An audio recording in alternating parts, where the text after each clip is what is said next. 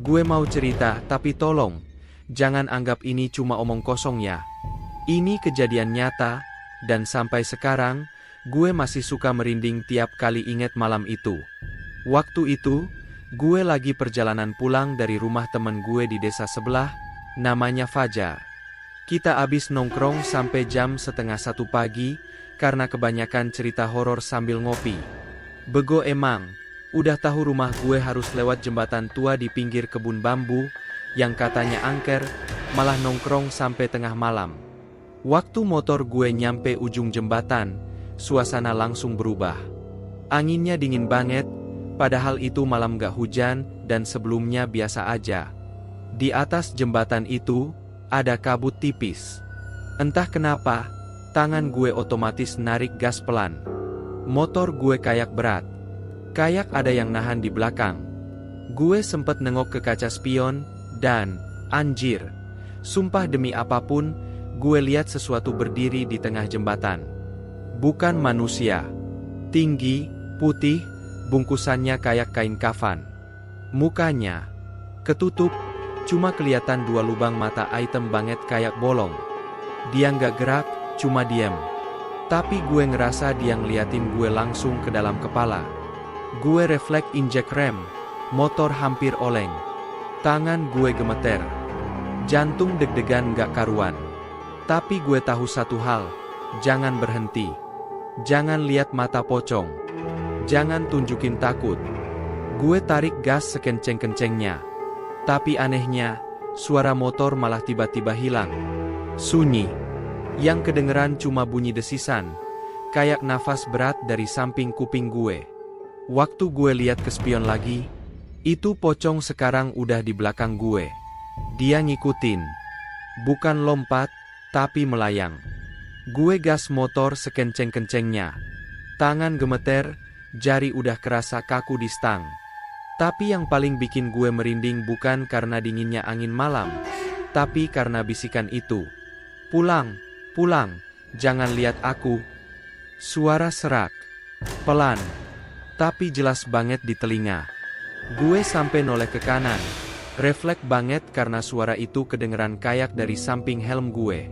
Tapi kosong, cuma kabut tipis dan pohon-pohon bambu yang bergoyang pelan.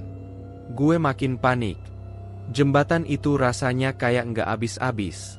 Padahal biasanya cuma butuh 10 detik buat nyebrang. Tapi malam itu, kayak gue terjebak di satu dimensi lain. Dan tau gak? Di detik berikutnya, motor gue mati total. Lampu padam. Mesin langsung ngulet mati tanpa sebab. Gue berdiri di tengah jembatan, cuma ditemenin suara jangkrik yang pelan banget. Dan suara kain diseret dari arah belakang. Pelan. Serat serat serat. Gue nggak bisa gerak. Kaki gue kaku, lutut lemes. Tapi entah kenapa, gue nekat nengok ke belakang. Itu dia. Pocong itu berdiri gak jauh dari motor gue. Kain kafannya sobek di bagian bawah.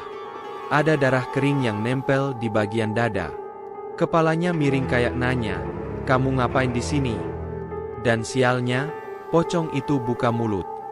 Gue ngeliat dari lubang matanya, air mata hitam netes pelan. "Tolong, kasih tahu mereka, aku masih di sini." Setelah dia ngomong itu, jembatan tiba-tiba gemetar. Kayak ada gempa kecil. Kabut makin tebel. Gue langsung ngucap apa aja yang gue inget. Bismillah, ayat kursi, surah pendek. Gak tahu dari mana datangnya, motor gue tiba-tiba nyala sendiri. Tanpa pikir panjang, gue tancap gas dan akhirnya berhasil keluar dari jembatan itu. Begitu sampai rumah, gue langsung muntah. Kepala pusing, badan dingin.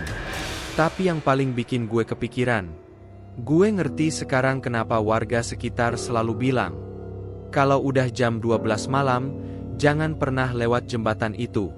Karena ada yang belum pulang dari kematian. Besok paginya, gue masih syok. Muka gue pucet, badan lemes. Tapi rasa penasaran udah lebih gede dari rasa takut. Jadi siangnya, gue balik ke rumah Fajar, temen gue yang tinggal deket jembatan itu. Begitu gue ceritain semuanya, Fajar cuma diam. Muka dia langsung berubah. Serius?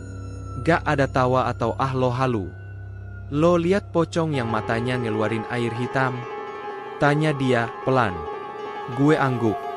Dia masukin tangan ke kantong, ngeluarin kunci motor. Ikut gue. Gue gak banyak tanya. Kita jalan ke arah belakang desa. Ngelewatin kebun bambu, nyusurin jalan setapak kecil yang udah jarang dipakai orang. Sampai akhirnya, kita nyampe di satu tempat kayak tanah kosong yang dipagerin bambu tua. Ini kuburan tua, kata Fajar. Udah gak dipakai lagi. Tapi ada satu makam yang dari dulu gak pernah bisa tenang. Gue ngikutin dia masuk ke dalam. Dan bener aja, di pojokan, ada satu makam yang batu nisannya udah miring, tapi kelihatan sering dikunjungin. Ada bunga kering, dan bekas lilin yang udah meleleh sampai habis. Nama di batu nisan itu bikin gue diam. Restu Aji Pratama. Lahir 2002, meninggal 2020. Fajar narik nafas. Dia dulu anak SMA bro.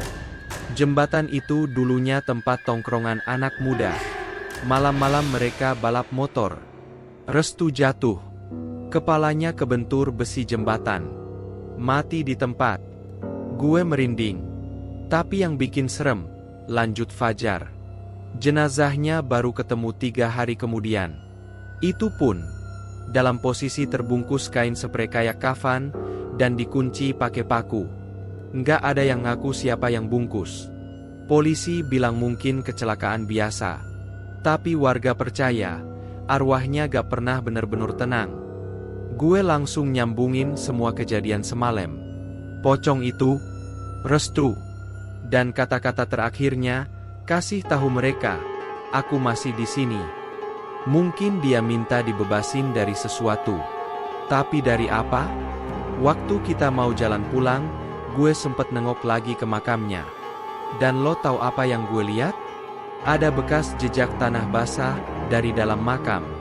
Kayak ada yang baru keluar. Gue dan Fajar mutusin buat balik ke jembatan malam itu juga.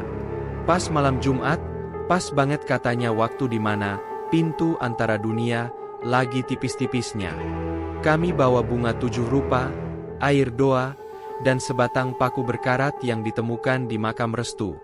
Gue gak ngerti cara kerja ritual ini, tapi Fajar bilang, ada orang tua di desanya dulu yang ngajarin. Sekitar jam 11 malam, kita udah nyampe di ujung jembatan. Angin lagi-lagi dingin banget.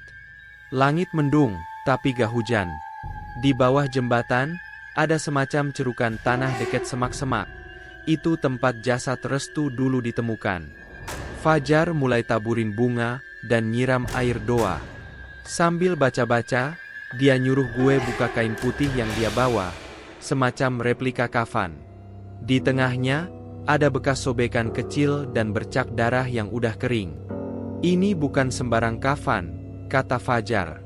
Ini tiruan dari kain yang dulu ngebungkus jasad Restu. Kita harus bakar ini, sambil nyabut pakunya, biar arwahnya bisa lepas dari ikatan. Gue masih agak ragu, tapi gue nurut. Begitu kain itu dibakar, api langsung nyala besar, padahal cuma kain tipis dan gak pakai bensin apa-apa. Api itu ngeluarin asap tebel, dan dari dalam kabut kedengeran suara tangisan. Pelan, tapi sedih banget. Lalu, suara itu berubah jadi teriakan. Gue kaget. Fajar juga. Teriakannya kayak dari anak muda, tapi penuh marah dan putus asa. Tiba-tiba, jembatan di atas kita bergetar. Kami refleks nengok ke atas, dan di sanalah dia berdiri. Pocong itu. Tapi kali ini bukan cuma diam. Dia nangis. Air matanya hitam, mukanya penuh luka bekas sobekan. Lalu dia ngomong, nggak pakai mulut, tapi langsung dalam pikiran gue. Terima kasih, tapi aku tidak sendiri. Dan lo tahu apa yang muncul setelahnya? Di belakang pocong itu, satu persatu, muncul sosok-sosok lain. Ada yang berdarah, ada yang buntung, ada yang jalannya ngesot. Bukan cuma Restu yang terjebak di situ. Jembatan itu tempat kematian, tapi juga tempat penampungan dendam.